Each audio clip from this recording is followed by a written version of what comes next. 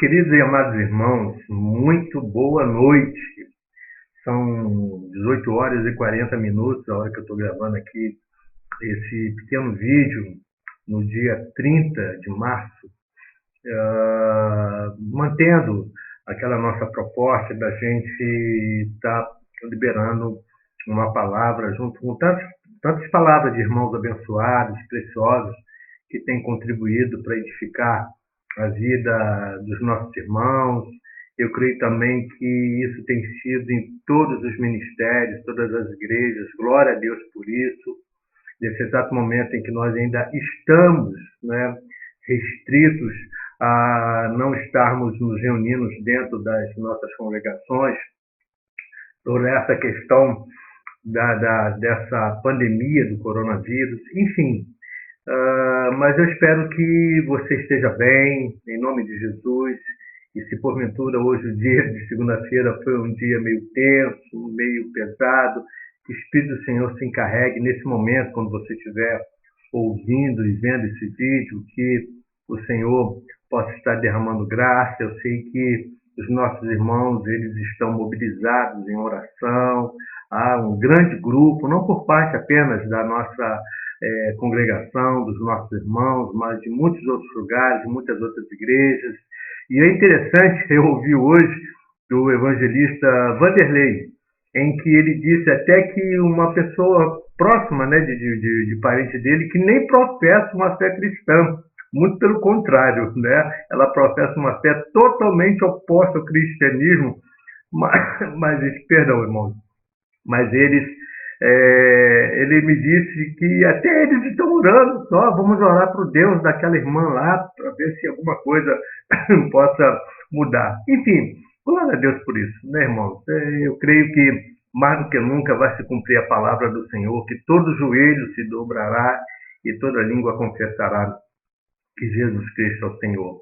Mas eu queria compartilhar com os irmãos um trecho da palavra do nosso Deus, se encontra no livro do profeta Josué, no capítulo 4, logo após a travessia do Rio Jordão. E lá no capítulo 4, versículo 19, diz assim: Subiu, pois, do Jordão o povo no dia 10 do primeiro mês, e acamparam-se em Gilgal, do lado oriental de Jericó. As 12 pedras que tiraram do Jordão levantou a Josué em coluna em Gilgal e disse aos filhos de Israel: quando no futuro os vossos filhos perguntarem a seus pais, dizendo: que significam essas pedras? Farei saber a vossos filhos, dizendo: Israel passou em seco este Jordão. Porque o Senhor vosso Deus fez secar as águas do Jordão diante de vós, até que passasses, como o Senhor vosso Deus fez ao Mar Vermelho, ao qual secou perante nós, até que passamos. Para que todos os povos da terra conheçam que a mão do Senhor é forte, a fim de que temais ao Senhor vosso Deus todos os dias. Amados, eu acho tão interessante essa palavra, porque o livro de Josué está aqui nos reportando que quando a nação de Israel passou pelo Rio Jordão, Deus fez represar, né, as águas do Jordão, colocando os sacerdotes com a Arca da Aliança. Você já deve estar familiarizado com esse texto. Se não, dá uma olhadinha lá, né? Até porque você está com tempo para fazer isso, né? Dá uma olhadinha e leia essa passagem, que ela traz tanta coisa preciosa, né? Mas, enfim, depois que o povo passou, Deus tinha dado uma ordem a Josué, dizendo o seguinte: olha, cada um dos príncipes das tribos, cada um pegará uma pedra do meio do Jordão e vai levar para dentro do acampamento. E lá vão fazer um monumento, vão levantar, né, um memorial, para que, quando os filhos um dia perguntassem: do que se trata isso? O que é isso? e eles pudessem, então, falar para os filhos, dizendo, olha, essas pedras, né? Eles iam perguntar o que significam essas pedras. E a resposta seria, farei saber a vossos filhos, dizendo, Israel passou em seco esse Jordão. Sabe, irmãos, Deus ele sempre nos ensina em que todos os momentos da nossa vida nós temos que ter um memorial. Aquilo que nos faz lembrar do que Deus fez naquele exato momento. Eu creio mais do que nunca que hoje nós precisamos, né, ter um memorial. O que será hoje o memorial?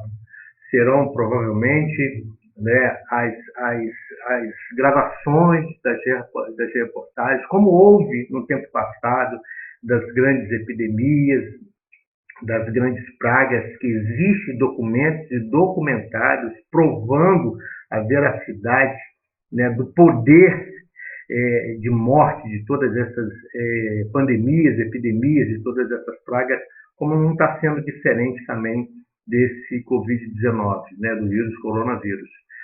Enfim, então, nós somos uma geração, eu volto a dizer, que nós nunca vivenciamos isso, né? Nós somos, depois de décadas e décadas, né, praticamente quase um século, né, quase, nós estamos sendo uma geração que está vivendo uma grande pandemia com uma ação devastadora.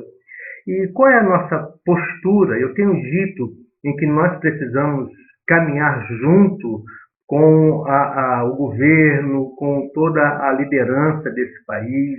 Tem sido isso em outros países e terá que ser no nosso. Existe muita fala, muita contradição, muito aproveitamento político, mas nós precisamos estar com os nossos pés fincados na verdade, na palavra do Senhor, no bom senso e no equilíbrio. Não é? Assim como houve naquele período, porque quando Israel saiu do Egito, a gente tem que entender que não havia apenas uma situação espiritual, era a libertação de um povo politicamente e espiritualmente. Por quê?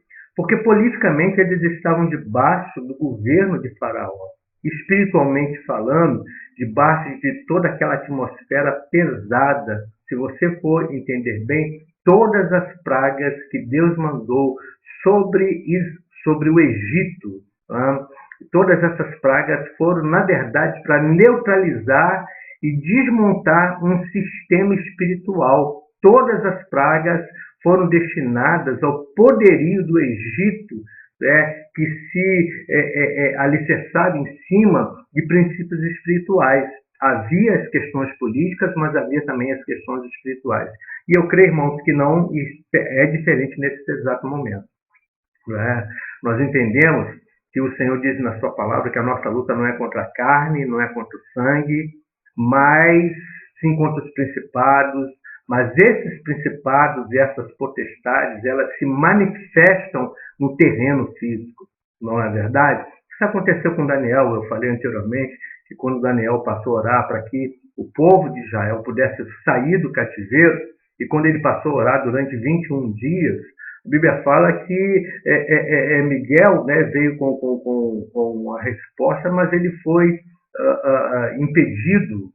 Me perdoe se eu estiver aqui cometendo um equívoco, tá? Que eu sempre faço, né, um deslink, não um link, mas um deslink.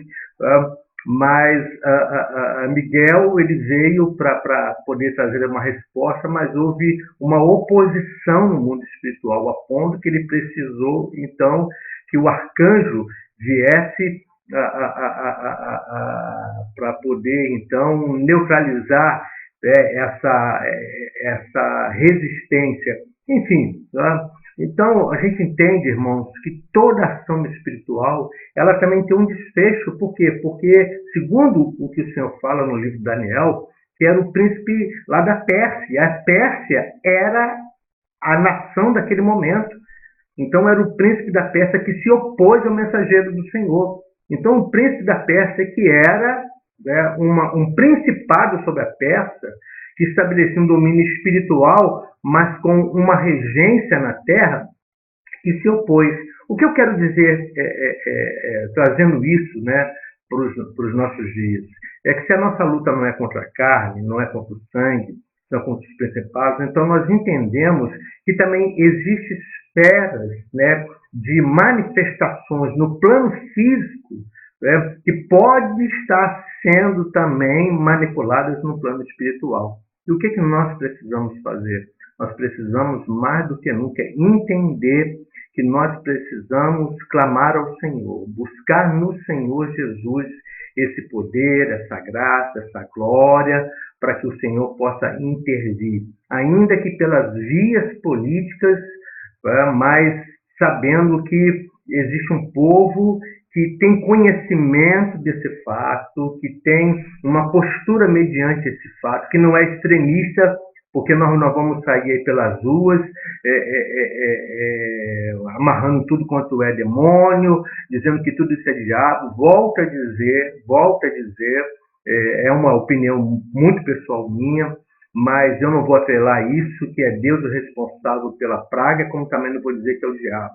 São circunstâncias que as esferas espirituais acabam encontrando ou a via para o povo de Deus agir, clamando ao Senhor para que ele saia a terra, ou então não fazemos nada e aí o inimigo realmente vai assumir o comando e vai tomar, como diz o apóstolo Paulo, nós não podemos ignorar os desígnios de Satanás para que ele não alcance vantagem. Mas voltando na questão de Josué, porque eu acho que é muito pontual, a Bíblia fala que ele orienta para que os príncipes tirem essas pedras, levantem o memorial, para que os filhos, um dia, quando viessem a perguntar, ele pudesse dizer, olha só, foi por causa daquela situação lá atrás. Tá? Eu creio que os nossos filhos, os nossos netos, se o Senhor Jesus não voltar até lá, tá? Os nossos filhos, os nossos netos, os nossos bisnetos, enfim, eles um dia vão perguntar o que aconteceu nesses dias. Nós então vamos poder dizer para eles o que aconteceu e qual foi a postura que nós tivemos. Né? E aí eu quero ressaltar que quando Israel saiu do Egito e Deus abriu o Mar Vermelho, porque as pedras eram para lembrar que assim como Deus abriu o Jordão, também tinha, né, aberto o Mar Vermelho, e quando a nação de Israel saiu para entrar num percurso, né, numa rota, numa geografia de avançar para a Terra Prometida, mas essa Terra Prometida, o percurso, a geografia, tinha um caminho que tinha que passar pelo mar e pelo deserto. Né? Então, quando eles saíram, quando Deus abriu o Mar Vermelho, dentro do meu entendimento, deixa eu compartilhar isso com você, eu espero que isso lhe abençoe, porque todos nós estamos juntos nesse momento, é que nós saímos, né, entramos num processo. E esse processo, entramos por um Mar Vermelho, não tem como voltar. Tá? Muita gente, quando você faz a leitura da palavra do Senhor, você vai perceber que quando Israel atravessa o Mar Vermelho, começa a surgir logo as murmurações. Por quê? Porque entraram agora dentro da geografia do deserto, onde tem suprimento de Deus, mas também tem necessidades, onde existe provisões, mas também existe escassez. Né? Houve água brotando da rocha, mas houve período que não tinha água para beber. Né? Enfim, então nós aprendemos, irmãos, que a graça do Senhor não nos isenta, né, dos momentos difíceis, não nos isenta, né, dos períodos de dificuldade, não nos isenta, entendemos que haverá um caminho difícil, haverá, né, uma caminhada que nem sempre será uma caminhada de sorriso, como nós estamos vivendo agora, tanta gente falecendo, né? Tantas pessoas morrendo, talvez você que esteja aí conheça alguém próximo a você que esteja infectado, e há toda, né, um medo para que nós não venhamos contrair. Hoje mesmo eu fui tomar a vacina, certo? Para poder, pelo menos, me proteger melhor, como você deve tomar. Né? Enfim, mas quando Deus faz com que a nação de Israel saia do Egito, ela entra nesse processo. E muita gente no deserto quis voltar. Lembra lá da rebelião do Coré, do Datã, Abirão, né? Algumas outras bíblias dão um nome diferente, mas esses camaradas se rebelaram e diziam o seguinte, vamos levantar alguém que nos leve de volta para o Egito. Né? E se tem uma coisa, irmãos, que Deus não suporta, são pessoas que queiram retroceder. Por quê? Porque a Bíblia diz que nós não somos daqueles que retrocedem, nós somos daqueles que avançam. Então, em nome de Jesus, vamos avançar. Nós estamos passando, né, praticamente agora por um processo da metade do percurso. Hoje eu estava falando com alguns irmãos, eu creio que nós já passamos pela metade. Né? Então, quem já passou pela metade, não, é ilógico querer voltar. Né? E, ao mesmo tempo, tem que entender que precisa ter forças ao Senhor, porque haverá ainda lá na frente alguns desafios. Né? O que eu quero falar isso para vocês, irmãos, é que assim como a nação de Israel passou pelo Mar Vermelho, num processo sobrenatural, e adentrou pelo deserto, vivendo um processo natural, agora eles chegam diante do Jordão. E se o Mar Vermelho foi o início de um processo para sair de uma escravidão, né, agora eles estão tendo que atravessar o Rio Jordão para tomarem posse de uma promessa. Então, entre sair de um percurso difícil e continuar, para então entrar agora num desfecho, então, em nome de Jesus, eu quero conclamar a você, a igreja do Senhor, a nós, irmãos, né, da nossa congregação, cobrir a vida um do outro.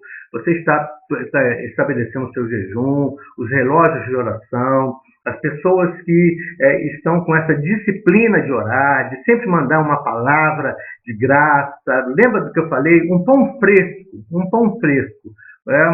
O Senhor, quando derramava o maná, e eu vou falar isso rapidamente aqui na frente, quando Deus mandava o maná tinha que ser colhido logo de manhã, porque se passasse depois, ao levantar do sol, né, aquele maná se estragava. Então, nós não podemos ficar vivendo de maná do dia anterior. Então, por isso o Senhor disse na sua palavra que Ele é o pão nosso de cada dia. Jesus é um pão fresco todos os dias. Então, nós precisamos ter e ser esse pão fresco para as pessoas, né? Não ficar dando alimento mofo, coisa lá de trás, né? Mas sempre ter uma palavra nova, ainda que repetida. Né? Entenda que uma palavra nova não significa uma coisa jamais dita, mas que seja sempre uma palavra boa, temperada, né? Por isso o valor do sal, porque o sal ele fazia com que algo não viesse a se estragar. Então as coisas eram mantidas pelo sal, tamanha importância do sal. Por isso o Senhor diz que nós somos o sal da terra, porque essa terra só não se estraga, irmão, porque o sal, a igreja de Jesus está aqui. É você que está. Né? Você que é sal dentro da sua casa. Deixa eu te dizer, olha, as coisas só não se estragaram dentro da sua casa porque você está aí, mantendo a sua posição. E às vezes é tão difícil. Né? Vamos ser sinceros, às vezes é tão difícil, pastor Marcos, continuar sendo luz de sal, debaixo de uma atmosfera. Imagine como é que deve estar sendo esse período de quarentena, onde todos nós estamos 24 horas direto, né, em todo o tempo, ou na maioria das vezes, juntos. Né? Então, e você tendo que continuar sendo sal, como esposo, como pai, como esposa, como mãe, como filhos, avós, enfim, irmãos. Mas eu queria dizer para você que esse Deus que fez com que o povo pudesse entrar numa rota sem retorno, o Senhor não aceita aqueles que retrocedem. Né? Nós não somos, diz a palavra do Senhor, daqueles que retrocedem, mas nós somos daqueles que avançam. Por isso o autor do livro de Hebreus diz que se nós vamos avançar, então nós temos que avançar em cima de um parâmetro. O autor do livro de Hebreus, e como eu gosto de citar isso, eu quero aproveitar a oportunidade para citar isso aqui, que diz que nós devemos nos desembaraçar de tudo aquilo, de todo pecado, de todo nó, de toda corrente, de toda trava que tenazmente nos assedia, que tenta nos prender. A gente tem, irmãos, que quebrar isso, romper com isso e correr com perseverança para o alvo que nos está proposto, olhando firmemente para Jesus, que é o autor e consumador da nossa fé. Nesse tempo, talvez haja uma grande dificuldade de estarmos olhando firmemente para Jesus, porque nós temos os psius desse mundo, os assovios desse mundo, os chamariz desse mundo, através de tantas coisas, através dos noticiários, através dos jornais, através das mídias. E se você não estiver com o teu foco no Senhor, se você não estiver focado na palavra do Senhor, se você não estiver olhando firmemente para Jesus, que é o autor e consumador da nossa fé, nós podemos perder, irmãos, a direção no caminho. Não é? E às vezes perder a direção no caminho não é pegar um caminho diferente, não. É perder a proposta de continuar avançando. No deserto, muita gente, né, eles morreram. Né? Você vai entender na sequência da passagem que o Senhor fala para Josué, depois que eles cruzam o Rio Jordão, a necessidade de circuncidar uma nova geração. Porque aqueles que nasceram no deserto não tinham sido circuncidados. E toda aquela geração que murmurou no deserto, Deus tinha dito que elas não entrariam no Jordão. E agora você tem um novo tipo de pessoa, né? Uma mentalidade nova. O que eu quero dizer é que o Senhor está produzindo, eu creio que nessa grande crise, Deus está produzindo uma mentalidade nova, gente com uma postura diferente daqueles que só murmuraram. E deixa eu te falar, isso não é só na igreja, não. Isso é pelo viés político também.